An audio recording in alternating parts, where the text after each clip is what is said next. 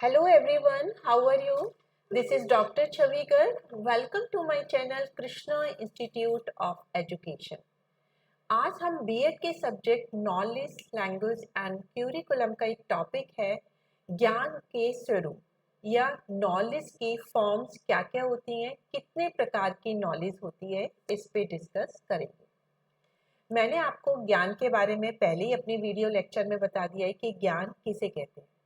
आज हम देखेंगे कि ज्ञान कितने तरीके का होता है। देखिए, ज्ञान पहला है आपका कॉन्क्रीट भी हो सकता है, एब्स्ट्रैक्ट भी हो सकता है, जिसे हम स्थूल व सूक्ष्म ज्ञान भी कहते हैं या मूर्त व अमूर्त ज्ञान भी कहते हैं।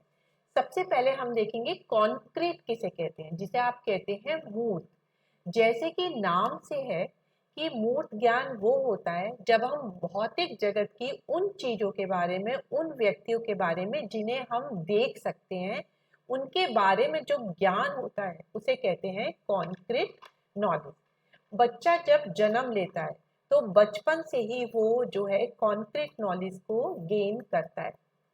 जैसे बच्चा सबसे पहले अपनी माँ को देखता है, फैन को देखता है, अपने बेड को देखता है, अपने दूध की बोतल को देखता है, तो उन्हें इन सब के बारे में नॉलेज होती है। जैसे जैसे बच्चा बड़ा होता है तो उसे पता चलता है टेबल क्या है, चेयर क्या है, स्कूल क्या है, आपकी रोड किसे कहते हैं। तो ये सब क्या है कि वो जो है, जो चीजें उसे दिखाई दे रही हैं, उनके बारे में वो जो नॉलेज लेता है उसे कहते हैं कॉन्क्रीट नॉलेज। कॉन्क्रीट नॉलेज में आपकी इंद्रियों का बहुत ज़्यादा महत्व होता है, क्योंकि इन्हीं इंद्रियों के माध्यम से आप कॉन्क्रीट चीज़ों को देखते हैं और उनके बारे में सूचनाएं ग्रहण करते हैं जो आपके मस्तिष्क में जाती है, जिससे कि आपको उनके बारे में नॉलेज होती है। नेक्स्ट है आपका एब्स्ट्रैक्ट या अमूर्त ज्ञान। देखिए, एब्स्ट्रैक्ट नॉलेज होती है कि आप किसी चीज को देख नहीं पा रहे हैं, सुन नहीं पा रहे हैं, आप सिर्फ उनको फील कर सकते हो। आप उन्हें फील करने के बेसिस पे ही जो है आपको लगता है कि हाँ, ये वाला ज्ञान है। जैसे आप बच्चे को बड़ा होते हुए देखते हैं, तो बच्चा बड़ा हो रहा है वो तो आपको दिख रहा है, लेकिन बच्चा कैसे बड़ा हो रहा है ये आपको पता नहीं चलता है। ऐसे ही जब आप बीज को बोते हैं तो आप देखेंगे उसमें छोटी छोटी सी जो है पत्तियां निकल जाती हैं, पत्तियों से फिर वो पेड़ बड़ा हो जाता है, फिर उसमें फूल आ जाते हैं। तो आपको फूल आते हुए दिखाई देते हैं, तनी बनती हुई दिखाई देती है, लेकिन ये सब कैसे हो रहा है ये आपको नहीं दिखता है, लेकिन आप उसे फील करते हो। आपको एक नॉलेज होती है कि अगर हम बीज बोएंगे तो वो धीरे धीरे एक पेड़ बनेगा और फिर उस पर फूल खिलते हैं। इसी तरह से भगवान को भी किसी ने नहीं देखा, लेकिन आप अपनी एक चिंतन के बेसिस पे ये देख सकते हो कि कोई ना कोई ऐसी शक्ति है जो इस पूरे संसार को चलाती है।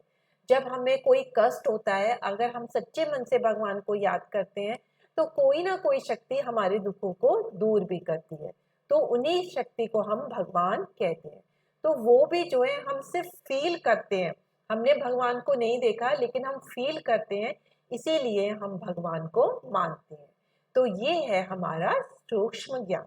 तो आपको क्लियर हो गया होगा कि कॉन्क्रीट किसे कहते हैं और एब्स्ट्रैक्ट नॉलेज किसे कहते हैं। नेक्स्ट है आपका लोकल एंड यूनिवर्सल नॉलेज या स्थानीय या सार्वभौमिक ज्ञान। लोकल होता है कि अगर कोई ज्ञान, आपको किसी स्थान विशेष का ही ज्ञान होता है, आप जिस जगह पे रहते हैं आपको सिर्फ उसी चीज की नॉलेज है, वहां पे क्या विशेषताएं हैं, वहां पे किस तरह के लोग रहते हैं, उनका क्या कल्चर है, तो ये कहलाता है लोकल ज्ञान।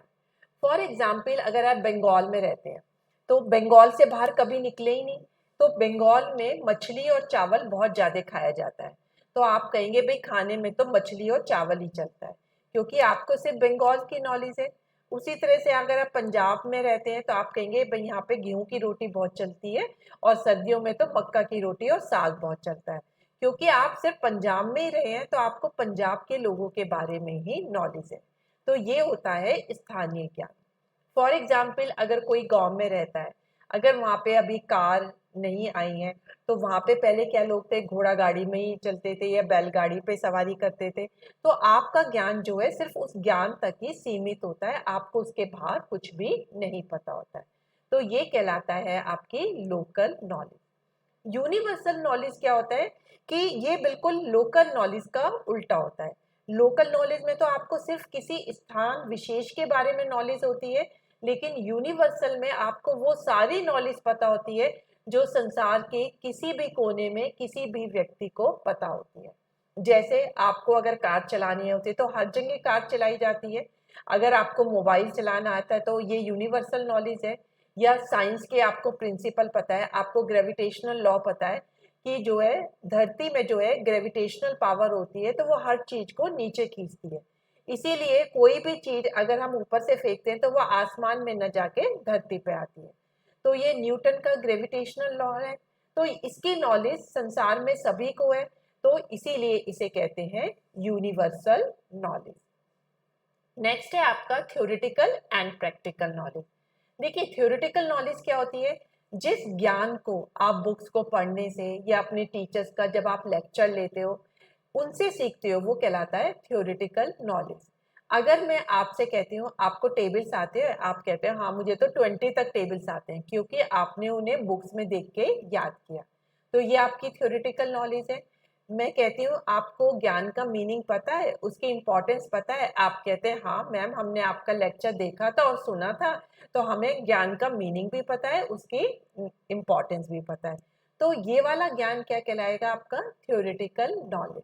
लेकिन प्रैक्टिकल नॉलेज क्या है, जो आपको लर्निंग बाय डूइंग से आता है, जो आपको चीजें करके आती है, जो आप प्रैक्टिकली करते हैं।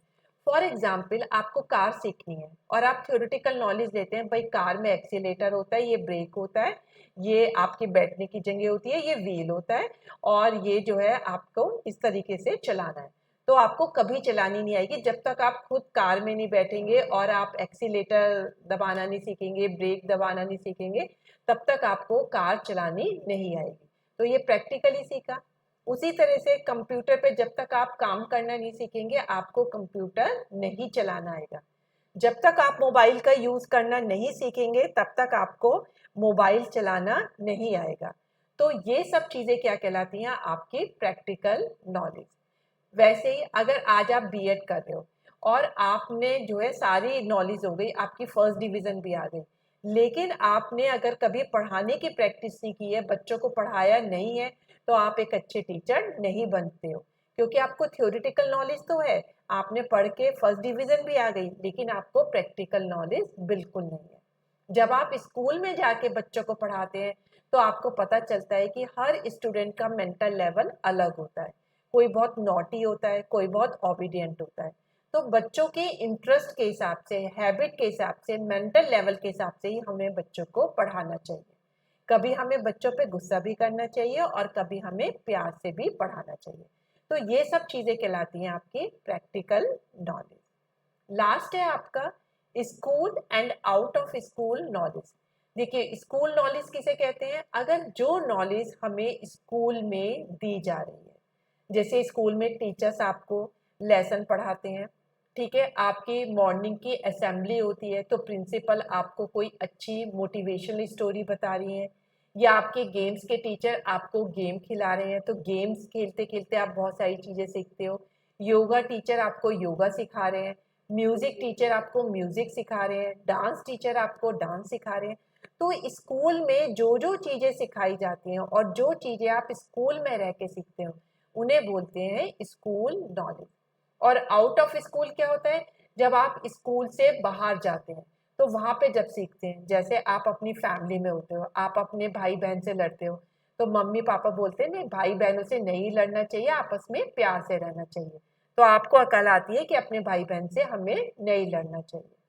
उसी तरह से अगर आप जो है आइसक्रीम खा रहे हो और कोई एक बहुत भूखा बच्चा आता है, वो आपसे आइसक्रीम मांगता है और आप उसे अपनी आइसक्रीम दे देते हो, तो उसके चेहरे पे जो खुशी होती है उस बच्चे के, तो आपको लगता है कि अगर मैं किसी की हेल्प करता हूँ तो उससे मुझे भी बहुत सुख मिलता है और जिसकी मैंने हेल्प करी है उसको भी बहुत सुख मिलता है।